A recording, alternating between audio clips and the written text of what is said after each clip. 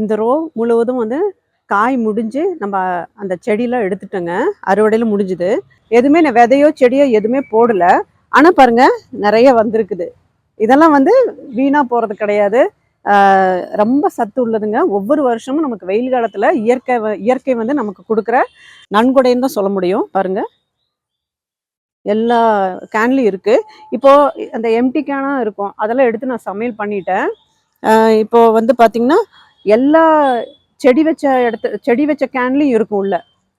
களைச்செடிகளுக்கு பதிலாக இதுதான். இது வந்து ஒரு கீரை சிறு பசலை அப்படின்னு. அது வந்து நிறைய பேர் சமைக்க மாட்டாங்க, தெரியாது. கடைகளுக்கும் இது வராது.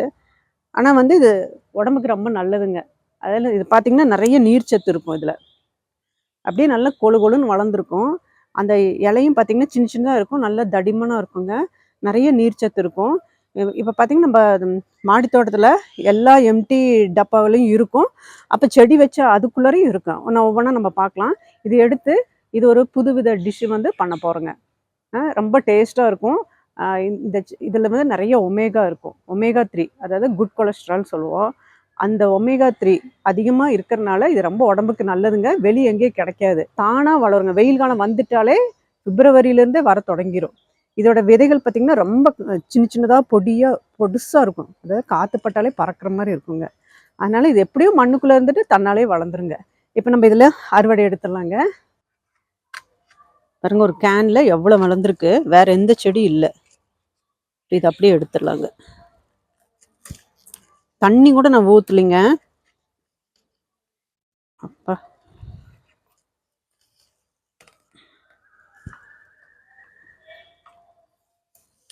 இது வந்து இப்போ இந்த வேர் வந்து இப்படி இப்படி முறிச்சிட்டு இந்த வேரை வந்து இதில் போட்டால் இது நாளைக்கு ஏதாவது தண்ணி இனி பட்டுச்சுன்னு வச்சுங்க, மழை வந்து மறுபடியும் அது தலைய ஆரம்பிச்சிடும்.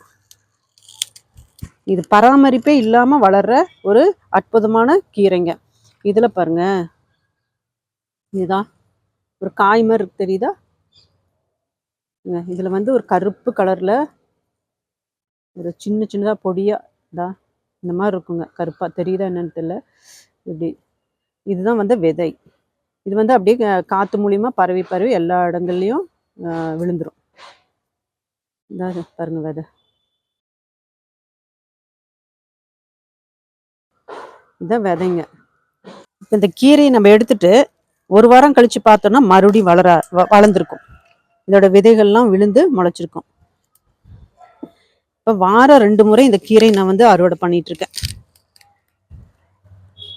சர்வசாதாரணமாக வரும். இதுக்கு வந்து பூச்சி மருந்து அது இதெல்லாம் எதுவுமே அடிக்க வேண்டாம் நம்ம.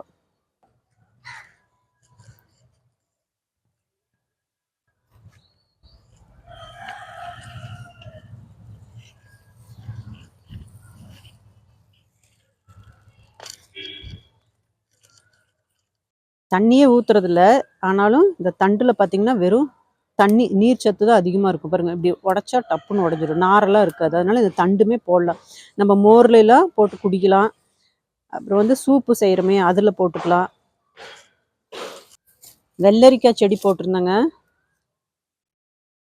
அந்த பாக்ஸ்லேயும் வந்துருச்சு. இளங்கீரையாக இருக்குது. இதெல்லாம் இளங்கீரை. இதெல்லாம் அப்படியே யூஸ் பண்ணிக்கலாங்க. இதெல்லாம் பூக்கவே இல்லை. இந்த பூக்காதுக்கு முன்னாடி இது ரொம்ப டேஸ்ட் அதிகமாக இருக்குங்க. இந்த பூத்து காயெல்லாம் வரதுக்கு முன்னாடியே நம்ம பறிச்சிட்டோன்னா கீரையோட டேஸ்ட்டு நல்லாயிருக்கும். இந்த கீரை பார்த்திங்கன்னா மழை காலத்துக்கு அவ்வளோக்கா வராது. மழை காலத்துக்கே வராது. வெயில் காலத்தில் மட்டும்தான் இந்த கீரையை நம்ம பார்க்க முடியும். இது துளசி செடி வச்சுருந்த பேக்குங்க. சிவப்பு வெண்டை போட்டிருந்தோம், அந்த பாக்ஸ்லேயும் வந்திருக்கு பாருங்க.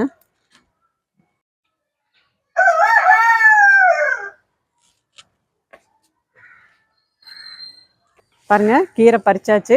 இப்போ இதில் புதுவிதமாக ஒரு டிஷ் பண்ணி காட்ட போகிறேங்க. நம்ம மாடி தோட்டத்துலேருந்து பறிச்சுட்டு வந்த கீரையை 3 தடவை நல்லா கழுவி வச்சுட்டோங்க. இந்த தண்ணியெலாம் நல்லா வடித்து எடுத்துட்டு அப்புறமா இந்த கீரையை கட் பண்ணணும்.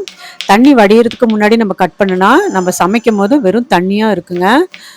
சட்டி முழுவதும் அப்போ தண்ணியாக தான் நிற்கும், ரசம் மாதிரி ஆயிரும். நல்லா தண்ணியை விட்டுட்டு இப்படி சின்ன சின்னதாக கட் பண்ணிக்கலாம்.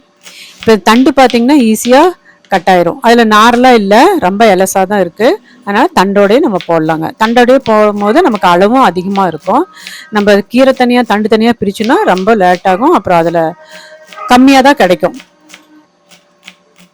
இப்போ கீரையை கட் பண்ணி முடிச்சாச்சுங்க. நெக்ஸ்ட்டு 2 முட்டை எடுத்துருக்குங்க. 2 முட்டையை எடுத்து உடச்சி ஊற்றி அதை நல்லா மிக்ஸ் பண்ணி விட்டுக்கலாம்.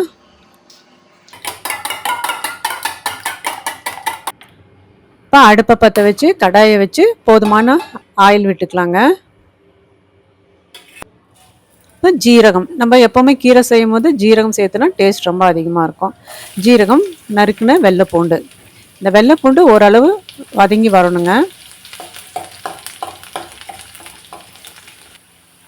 அப்புறம் நறுக்கி வச்ச பெரிய வெங்காயம், அதையும் போட்டு நல்லா கிளறிக்கலாம்.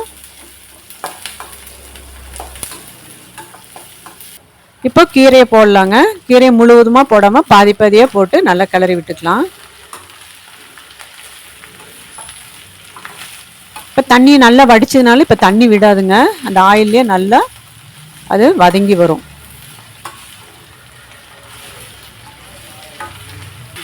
ஓரளவு வதங்கி வந்துருச்சுங்க. எப்போவுமே நம்ம கீரை செய்யும் போது பாதி அளவு தான் நமக்கு கிடைக்கும்.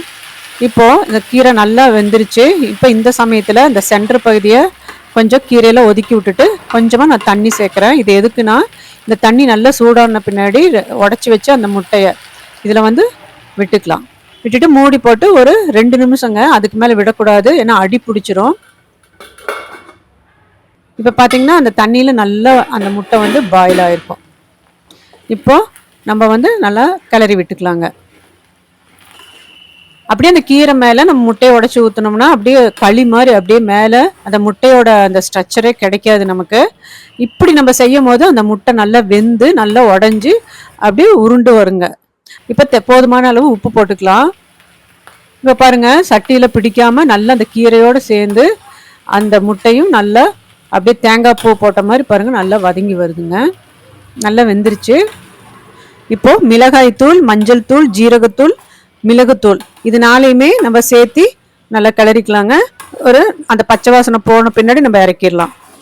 இப்போ ரொம்ப அதிகமாக வேக விட வேண்டாம், அந்த பச்சை வாசனை போனோடனே இறக்கிடலாம்.